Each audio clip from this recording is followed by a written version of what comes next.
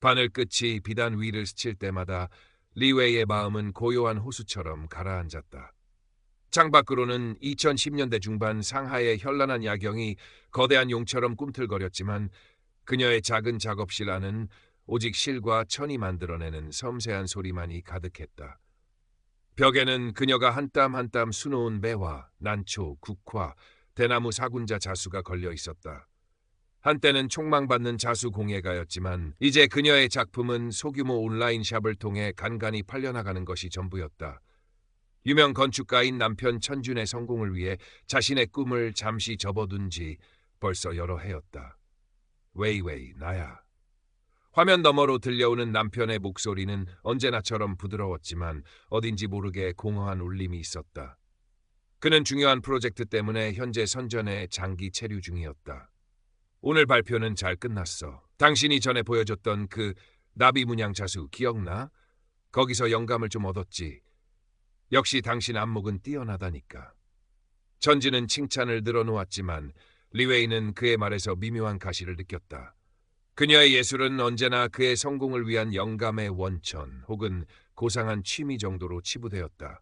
전화기 너머로 희미하게 들려오는 여성의 웃음소리와 잔 부딪히는 소리는 그녀의 불안감을 더욱 증폭시켰다. 천지는 급하게 전화를 끊었다.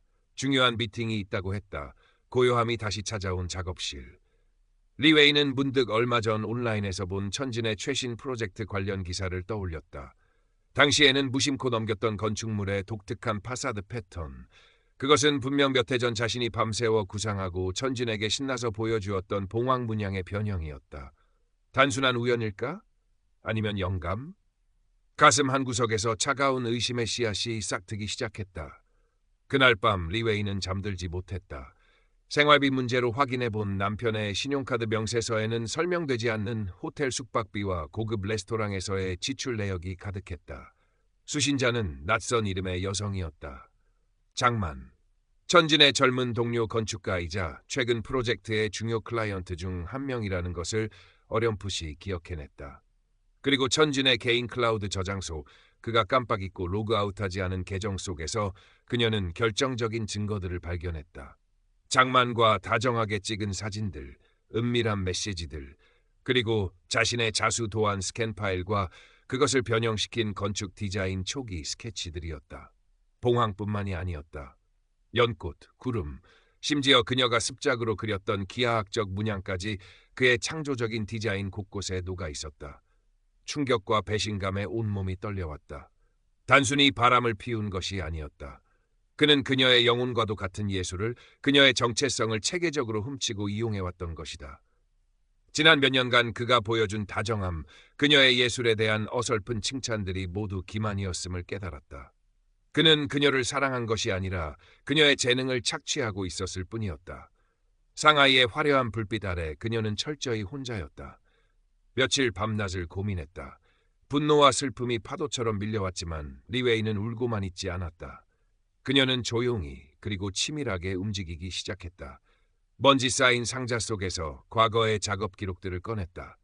날짜가 적힌 스케치북, 작업 과정을 찍어둔 사진들, 디자인 컨셉을 적어둔 일지, 디지털 파일의 생성 및 수정 기록까지. 그녀의 섬세하고 꼼꼼한 성격이 빛을 발하는 순간이었다. 모든 증거는 천진의 도용 사실을 명백하게 가리키고 있었다. 그녀는 존경하는 스승, 야오사부프를 찾아갔다. 수십 년 경력의 노장이는 상하이 전통 예술계에서 존경받는 인물이었다. 리웨이는 떨리는 목소리로 모든 사실을 털어놓았다. 그녀의 이야기를 묵묵히 듣던 야오사부의 얼굴은 이내 굳어졌다. 그는 리웨이가 가져온 자료들을 꼼꼼히 살펴본 후 깊은 한숨과 함께 입을 열었다. 이건 단순한 영감이 아니야. 명백한 도용이다. 내 피와 땀이 서린 작품을 저런 식으로... 야오사부는 분노했지만 이내 냉정을 되찾고 현실적인 조언을 해주었다. 웨이야, 감정에 휘둘려선 안 된다. 내 권리를 찾으려면 더 철저한 증거가 필요하다. 저작권 등록은 해두었느냐? 안 되어 있다면 지금이라도 내 원본 작업물에 대한 공증이라도 받아두어야 한다. 사부는 예술계의 복잡한 생리와 법적 절차에 대해 설명해 주었고 필요하다면 자신이 아는 변호사를 소개해 주겠다고 했다. 그리고 리웨이의 흔들리는 눈빛을 보며 나지막이 말했다. 바늘 끝이 흔들리면 마음이 흔들리는 법이다. 내 마음을 다잡아야 내 자수도 바로 설 수 있다. 내 재능은 진짜야. 누구도 그걸 훔쳐갈 순 없어. 내 손으로 증명해 보여야 한다. 야오사부의 따뜻하지만 단호한 격려에 리웨이는 다시 힘을 얻었다. 그녀는 변호사를 만나 법률 자문을 받고 자신의 원본 작업물에 대한 저작권 확보 절차를 진행했다. 동시에 천진과 장만의 관계에 대한 추가 증거도 수집했다. 그들의 SNS, 주변인들의 증언, 심지어 천진이 머무는 선전호텔 근처의 CCTV 영상까지 확보할 수 있었다. 그는 리웨이에게는 바쁘다는 핑계를 대고 장만과 밀회를 즐기고 있었다. 증거가 쌓여갈수록 리웨이의 분노는 차갑고 단단한 결심으로 변해갔다. 그녀는 더 이상 과거에 순진하고 희생적인 아내가 아니었다. 자신의 것을 되찾고 남편의 위선을 만천하에 드러내기로 마음먹었다. 복수의 방식은 그의 명예와 성공을 한순간에 무너뜨리는 것이어야 했다. 그가 가장 빛나는 순간, 가장 추악한 진실을 폭로하는 것. 기회는 곧 찾아왔다. 천진이 그의 경력에 정점을 찍을 만한 권위 있는 건축상 시상식 후보에 올랐다는 소식이 들려왔다. 시상식은 한 달 뒤 상하이의 가장 화려한 컨벤션 센터에서 열릴 예정이었다. 그곳이 바로 그의 가면을 벗겨낼 무대가 될 것이었다. 리웨이는 계획을 세우기 시작했다. 야오사부의 도움으로 예술계와 언론계에 조심스럽게 접촉했다. 그녀의 이야기와 증거들은 몇몇 양심적인 기자들과 평론가들의 관심을 끌었다. 그들은 리웨이의 편에 서서 진실을 밝히는 데 협력하기로 약속했다. 시상식 당일 모든 것이 완벽하게 맞아떨어져야 했다. 그녀는 자신의 자수도안 원본과 천진의 건축 디자인을 비교하는 시각 자료를 만들고 도용의 증거가 되는 이메일과 메시지 기록들을 정리했다. 마지막으로 그녀는 시상식에 입고 갈 옷을 직접 디자인하고 수놓기 시작했다. 그것은 봉황이었다. 잿더미 속에서 부활하는 불멸의 새. 그녀 자신의 이야기이기도 했다. 시상식 당일 상하이 컨벤션 센터는 화려한 조명과 수많은 인파로 북적였다. 건축계의 저명 인사들, 언론인들, 그리고 성공을 갈망하는 눈빛들이 천진을 향해 있었다. 그는 세련된 맞춤 정장을 입고 자신감 넘치는 미소로 사람들과 인사를 나누었다. 그의 곁에는 우아한 드레스를 입은 장만이 그림자처럼 따라붙었다. 리웨이는 객석 한쪽에 조용히 앉아 그 모습을 지켜보았다. 그녀가 직접 수놓은 짙푸른색 치파오는 봉황 문양이 은은하게 빛나고 있었다. 그녀의 표정은 놀랍도록 차분했지만 눈빛은 날카롭게 빛나고 있었다. 드디어 대상 발표의 순간, 예상대로 천진의 이름이 호명되었다. 장내는 환호와 박수갈채로 가득 찼다. 천진은 의기양양하게 무대 위로 올라섰다. 장만은 감격에 겨운 표정으로 그를 바라보았다. 천진은 트로피를 받아들고 마이크 앞에 섰다. 이 영광을 저의 끊임없는 노력과 열정에 바칩니다. 그는 잠시 숨을 고르며 객석을 둘러보았다. 그리고 언제나 저를 믿고 지지해준 저의 아름다운 아내 리웨이에게도 감사의 말을 전합니다. 그녀의 섬세한 감성은 언제나 저에게 큰 영감을 주었습니다. 그의 위선적인 말에 객석에서는 다시 한번 박수가 다 터져 나왔다. 리웨이는 차갑게 미소 지었다. 바로 지금이었다. 순간 시상식장의 대형 스크린 화면이 바뀌었다. 방금 전까지 천진의 수상작 이미지를 보여주던 화면에 전혀 다른 두 개의 이미지가 나란히 나타났다. 왼쪽에는 리웨이가 수년 전 작업했던 섬세하고 복잡한 봉황 자수 도안 원본이, 오른쪽에는 천진의 건축물 파사드 디자인이 띄워졌다. 누가 보아도 명백한 유사성, 아니 거의 동일한 패턴이었다. 화면 아래에는 리웨이의 작업 날짜와 천진의 디자인 발표 날짜가 선명하게 명시되어 있었다. 장내가 순식간에 술렁이기 시작했다. 사람들은 스크린과 무대 위의 천진을 번갈아 보며 수군거렸다. 이게 어떻게 된 일이지? 천진의 얼굴에서 미소가 사라지고 당혹감과 분노가 스쳐 지나갔다. 그는 다급하게 무대 뒤 스태프에게 소리치려 했지만 이미 늦었다. 이미 늦었다.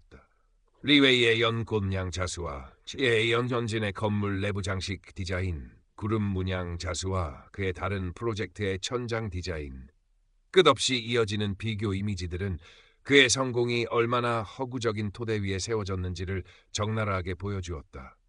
마지막으로 화면에는 천진과 장만이 밀회를 즐기는 모습이 담긴 사진들과 그들이 주고받은 은밀한 메시지 내용 일부가 떠올랐다. 저건 모함이야. 조작된 거라고. 천지는 마이크에 대고 미친 듯이 소리쳤지만 그의 목소리는 웅성거리는 소음에 묻혀버렸다. 객석에 앉아있던 기자들은 미친 듯이 카메라 플래시를 터뜨렸고 몇몇은 이미 노트북을 꺼내 기사를 작성하기 시작했다. 장마는 얼굴이 하얗게 질린 채 자리에 주저앉았다. 리웨이는 조용히 자리에서 일어섰다.